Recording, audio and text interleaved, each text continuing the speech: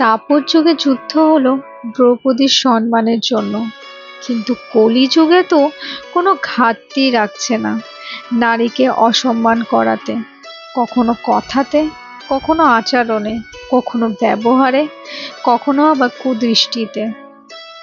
এখন দানবরূপী মানব বাস করে জগতে।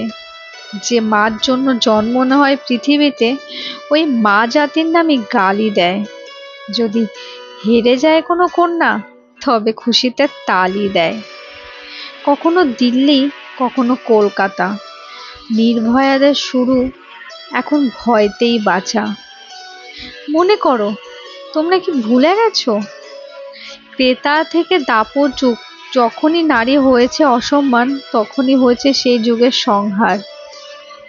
আর এই কুলে যুগে তো শুধু জ্বলন্ত মোমবাতির ধিমি শিখা জ্বলে, আর ঘরের কোণে নারী হওয়ার অপরাধে পড়ে সে ডাক দিয়ে বলে, হে মধুসূদন, হে গোপাল, হে মহাকাল, এবার তোমরা আবার অবতারণ করো কলিযুগের দানবের বিনষ্ট করতে।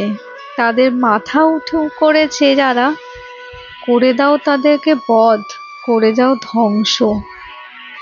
এ কেমন দেশটা হলো! কে খারাপ, কে যে ভালো!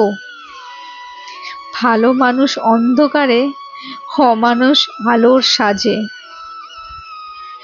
এ কেমন হচ্ছে দেশের খেলা! চারিদিকে হাহাকারের মেলা। কে কোথায় যাচ্ছে ভেসে, রাজনীতি সিংহাসনে মুচকে মুচকে হাসে।